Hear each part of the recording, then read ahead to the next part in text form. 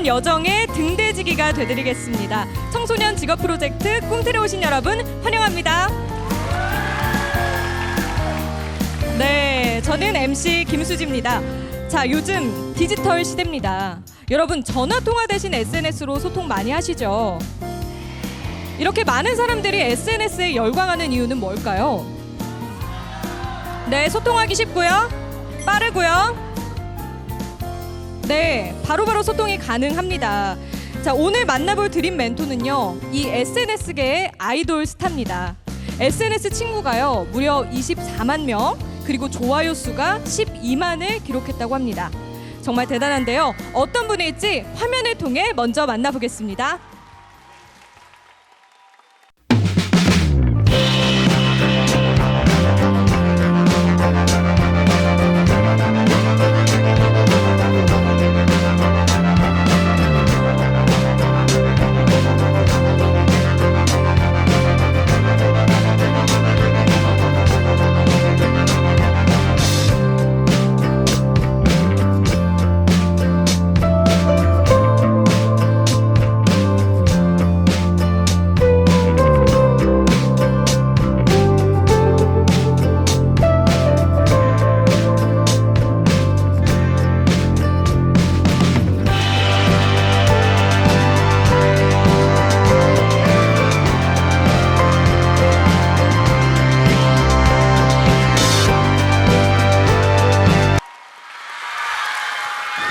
맞습니다. 네, 작가님, 속초까지 정말 먼 길 오셨는데요. 네. 오늘 이렇게 많은 학생들 마주하시니까 어떠세요? 저 중학생 때도 생각나는 것 같고요. 네. 무엇보다 제가 작가가 되기 전에 뭔가 좀 어려웠던 이야기들, 그런 이야기들 좀 들려드리면서 소통할 수 있을 것 같아서 너무 좋을 것 같습니다. 네, 저도 같이 기대를 해보겠습니다. 자, 그런데요, 작가님께 이걸 먼저 여쭙고 가야 될 것 같아요. 작가님 필명이 왜 글배우인가요? 글을 배운다는 의미에서 글을 배웁니다로 원래 글을 올렸었어요. 근데 그 닉네임이 너무 길다고 사람들이 입니다를 빼주셨고 글배우로 이렇게 활동할 수 있게 되었습니다. 네, 아니 저는 너무 배우처럼 잘생기셔서 그래서 글배우인 줄 알았어요. 그렇죠, 여러분? 네, 자, 디지털 시대 우리 글배우 김동혁 작가님이 전하는 새로운 직업 SNS 시인은 어떤 매력이 있는지 여러분 힘찬 박수와 함께 작가님 강연 시작하겠습니다. 저는 오늘 여러분에게 대단한 어떤 성공담이나 특별한 이야기를 들려드리고 나온 게 아니에요. 저는 여러분에게 오늘 SNS 작가라는 신종 직업, 여러분이 좀 궁금해하실 그런 질문들 모아서 강연을 시작하려고 합니다. SNS 작가는 자기가 자신이 들려주고 싶은 이야기를 자신만의 어떤 컨텐츠, 어떤 방식이나 뭐 사진이 될 수도 있겠죠. 영상이 될 수도 있고 목소리를 녹음할 수도 있고 이렇게 자신이 들려주고 싶은 이야기를 자신만의 방식으로 SNS에 올려서 사람들과 소통하는 그런 직업입니다. 이렇게 먼저 정의를 할 수 있고요. 제가 여러분한테 이 강연을 시작하기 전에 꼭 드리고 싶은 말씀이 있어요. SNS 작가가 되기 위해서는 어떤 조건이나 학년이나 키나 성별이나 아무 제약이 없어요. 다시 말할게요. 여기 있는 모든 사람이 당장 내일부터라도 SNS 작가가 될 수 있어요. 제가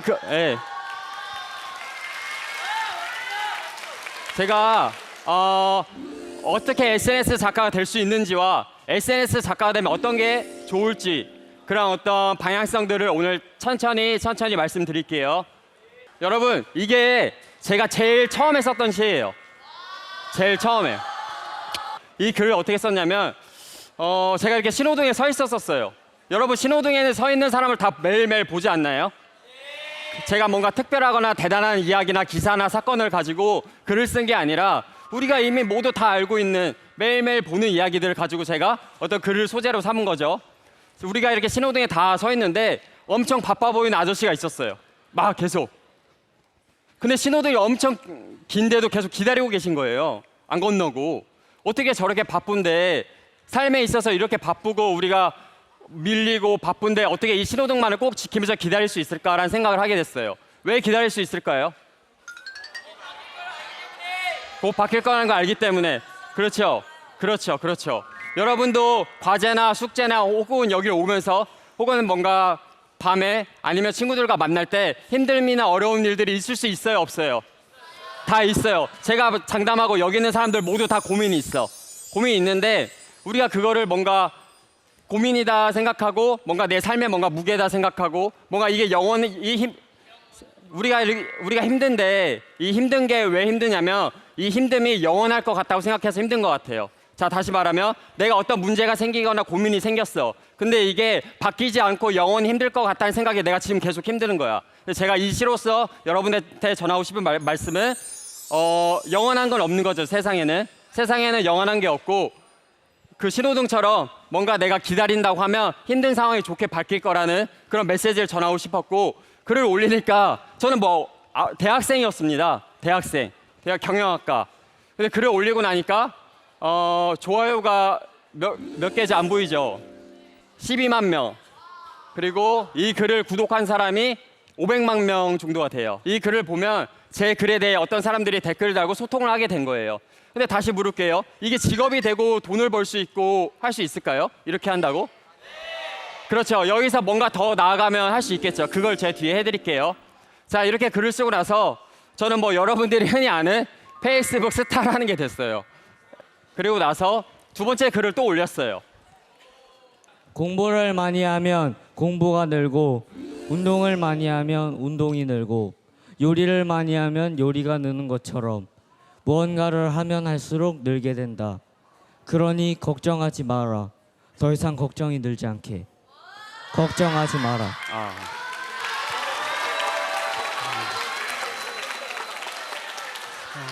여러분, 제가 하나 물어볼게요. 이 시가 읽으면서 뭔가 특별했어요? 내용이 뭔가 특별하고 대단하고 깜짝 놀랄 일이에요? 아니죠.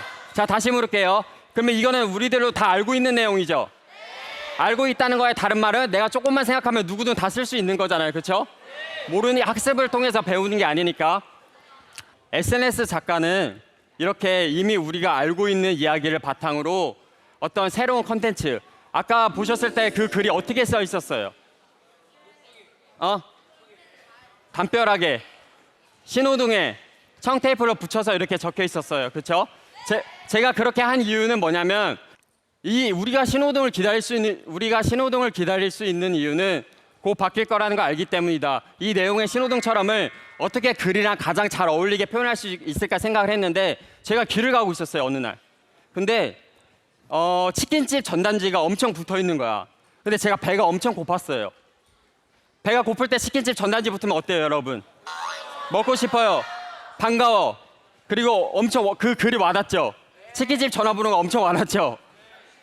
그것처럼 뭔가 정말 힘든 상황, 내가 정말 바뀌고 싶은 상황에 있는 노인 사람이 길을 가다가 이 글을 봤을 때 그 치킨집 전단지처럼 크게 와닿을 거라 생각했어요. 다시 말하면 치킨집 전단지가 크게 와닿은 거는 내가 배고플 때 보니까 크게 와닿은 거잖아. 내가 정말 힘들 때 어떤 이 글을 봤을 때 이 힘든 사람이 이 글이 크게 와닿을 수 있게 전봇대에 이렇게 길을 붙이면서 이렇게 작업을 시작하게 됐어요. 제가 여러분한테 말하면 SNS는 이거예요. 그냥 문자처럼 활자처럼 국어책처럼 시를 써서 올릴 수도 있지만 이거는 큰 인기를 얻을 수가 없어요. 왜 인기를 얻을 수 없냐면 이미 서점에 책에 수백 장, 수만 장이 이미 놓여져 있으니까. 근데 SNS 작가는 무슨 일을 하는 거야? 이미 놓여진 게 아니라 이미 우리가 알고 있는 사실을 바탕으로 이 세상에 없는 새로운 무언가를 만들어내는 일이에요. 이 세상에 없는 새로운 무언가를 창조하는 일. 그게 SNS 작가가 하는 일이에요. 말씀드리고 싶고. 자, 그러면 여쭤볼게요. SNS 작가는 뭘 먹고 살아요? 수입이 어떻게 되나요? 한 사람. 자, 광고요. 광고. 틀린 건 아니에요. 일단 박수. 자, 네. 팔로우 수요. 팔로우 수. 네. 땡으로 할게요. 땡. 앉아보세요. 좋아요 수를 돈으로 교환해서. 좋아요 수를 돈으로. 저 가슴이 아프네요 지금. 뭔가 아니야 끝이 없어. 제가 말할게요. SNS 작가 어떻게 수입생이 될까? 저는 처음에 돈을 벌려고 글을 쓴 게 아니에요. 뭔가 제가 힘든 일이 있었고 그거를 저를 위로하려고 글을 썼는데 그게 인터넷에 공개되면서 인기를 하루아침에 얻게 됐어요. 근데 제가 갑자기 뭐 작가가 되거나 나는 이걸로 뭐 SNS 작가가 될까 이게 아니라 그냥 글을 올리고 나서 계속 글을 썼죠. 근데 어떻게 수입이 되냐, SNS 작가라는 직업이. 일단 책에 나오는데 일반 우리가 출판해서 시인들, 유명한 시인분들이 시를 써서 책이 나오면 요즘 우리가 시집을 많이 사봐요, 안 사봐요? 안 사봐서 책이 나오면 책이 1000권이 팔리기가 어려워요. 시집 같은 경우는. 근데 책이 나오니까 책이 이제 3만 권 정도가 나갔어요. 자, 이게 첫 번째는 이제 책으로 수입을 낼 수 있다. 자, SNS 시인 시대. 이게 뭐냐면 국립중앙도서관이라고 아세요? 국립중앙도서관이 어떤 곳이에요? 국립중앙도서관은 대한민국에서 제일 큰 도서관이에요. 국립중앙도서관에서 SNS 시인을 모아놓고 전시회를 가졌었어요. 그러니까 전시회를 통해서 또 수입이 나왔고, 다가올 멋진 모습 꿈꾸며 다가올 힘든 순간도 꼭 멋지게 이겨내길. 모 브랜드, 모 대기업에서 저한테 의뢰를 한 거예요.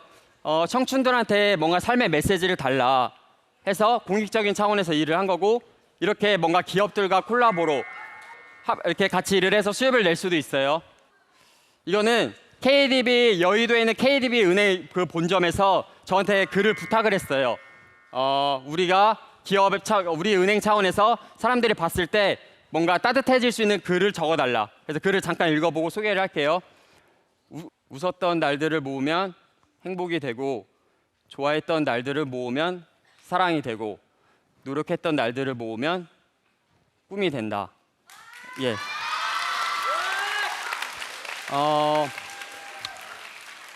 이렇게 뭔가 공모전이나 은행이나 여기서 간판이나 그 기업을 알리는 글을 적어달라고 할 때 이렇게 해서 또 수입이 날 수도 있어요.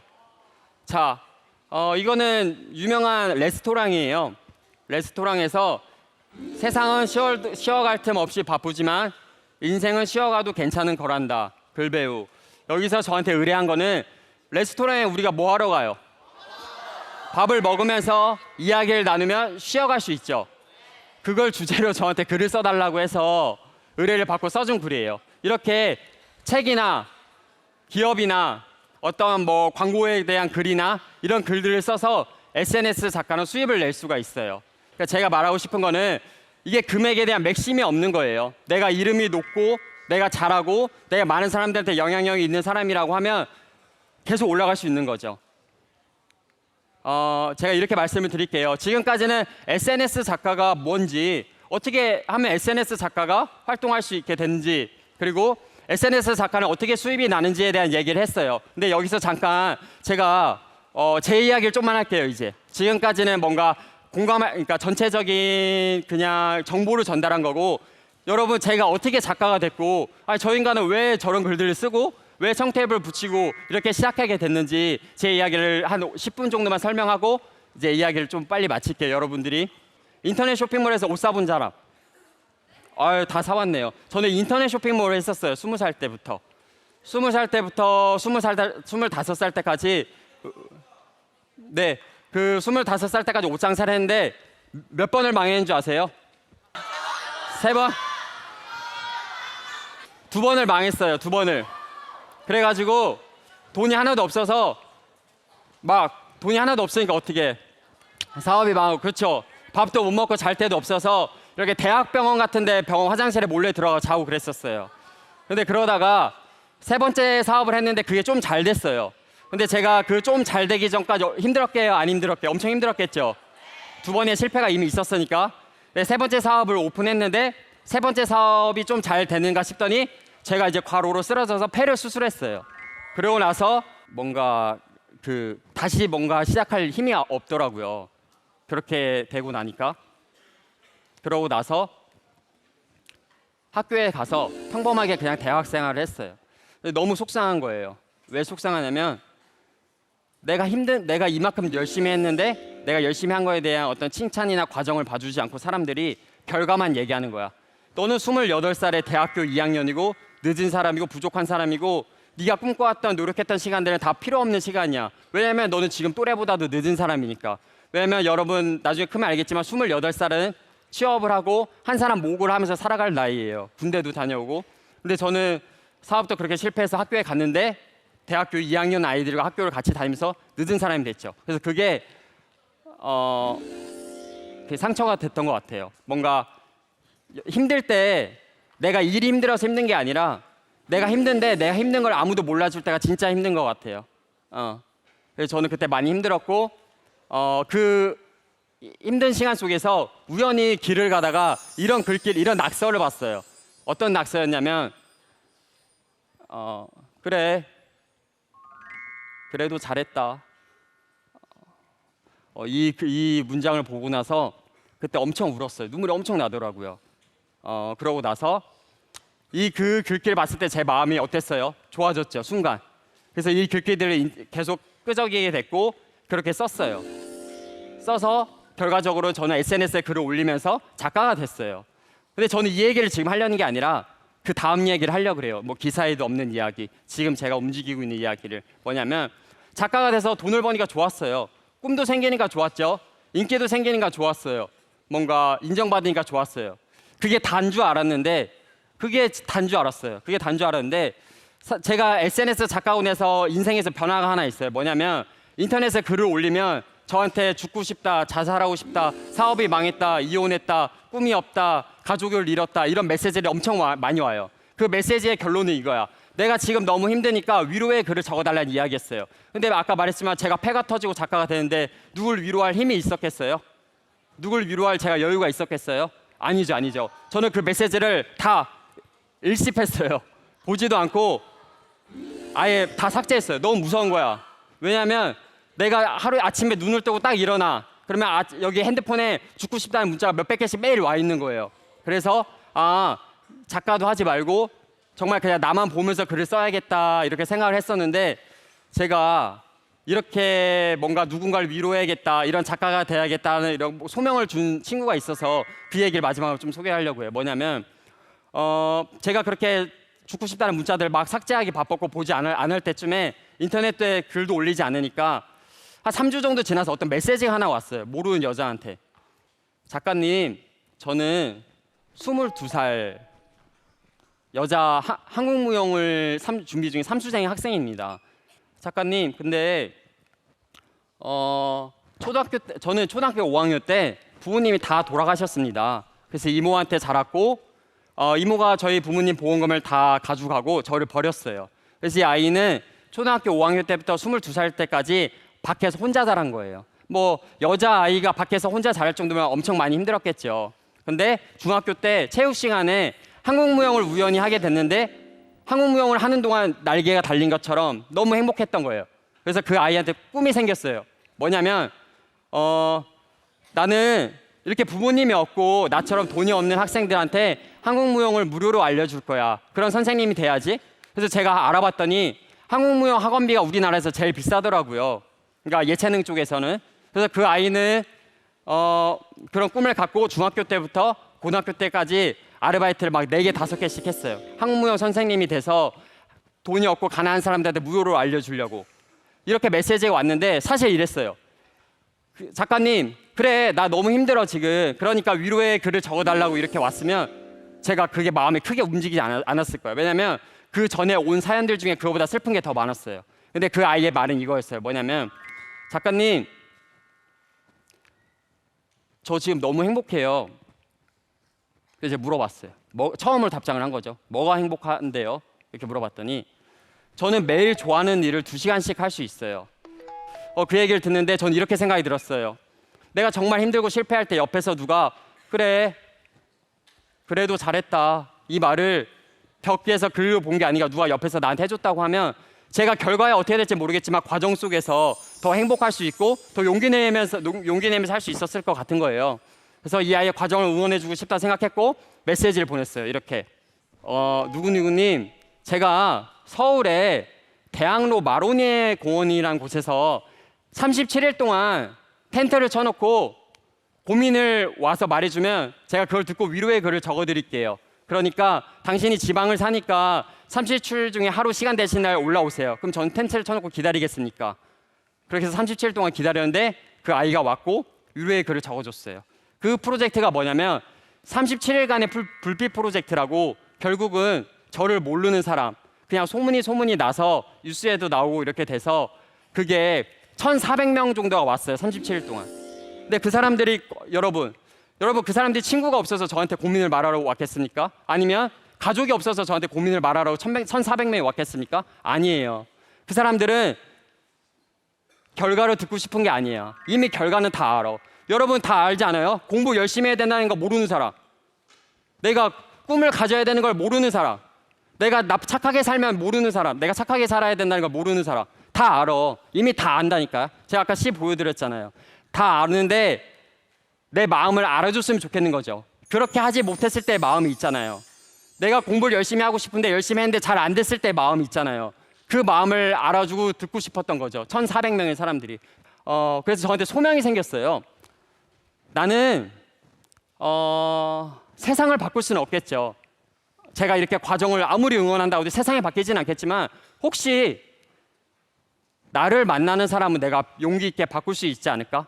과정 속에서 누군가 힘들어하는 사람이 있다고 하면, 내가 가서 잘하고 있다고 하면, 내가 그 마음을 알아준다고 하면 결과가 어떻게 될지 모르겠지만 과정에서 그 사람이 더 용기 내고 더 행복할 수 있지 않을까? 이런 생각이 들었어요. SNS 작가가 되자. SNS 작가가 되면 그런 일을 할 수 있을 것 같은 거야. 더 많은 사람을 만나고. 여러분, SNS 작가라는 거는 인터넷을 통해서 인기를 얻어가지고 뭔가 좋아요 수로 돈을 버는 사람이 아니에요.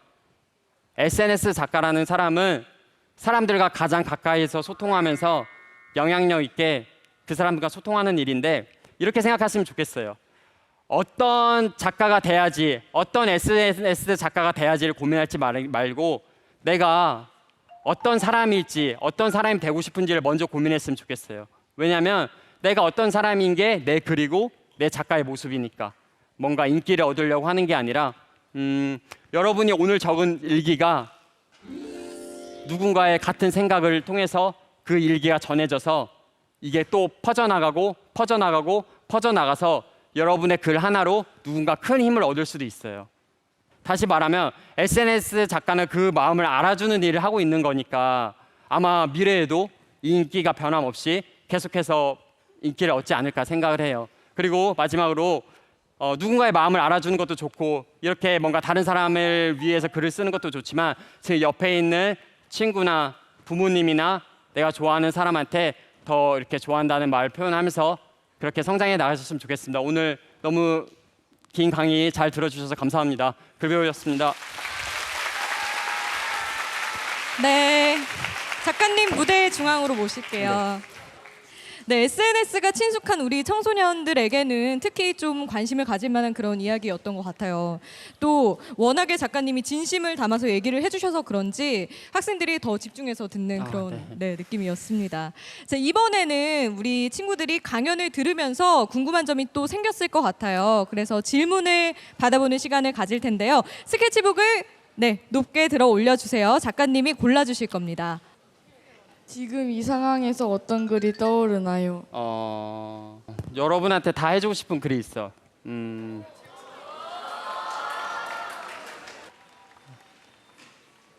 자신보다 높은 무언가를 만났다고 자신감을 잃지 말자.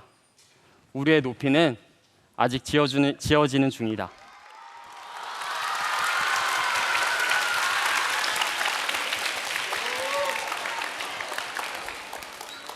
지금까지 많은 일들을 언급해 오셨잖아요. 예.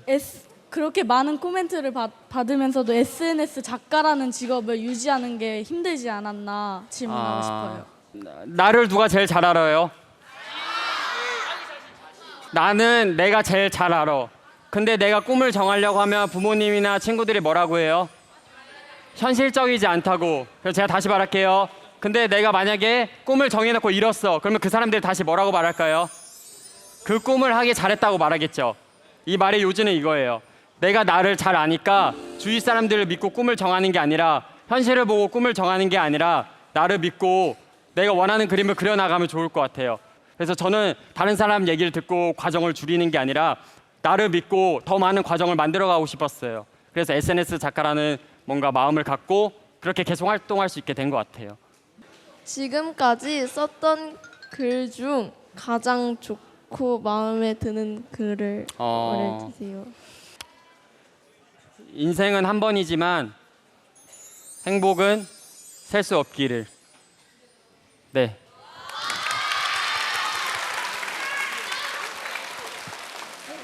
우리 작가님이 강연을 평소에 많이 하시는데요. 이렇게 많은 학생들 앞에서 강연을 한 건 처음이라고 하세요. 오늘 어떠셨어요?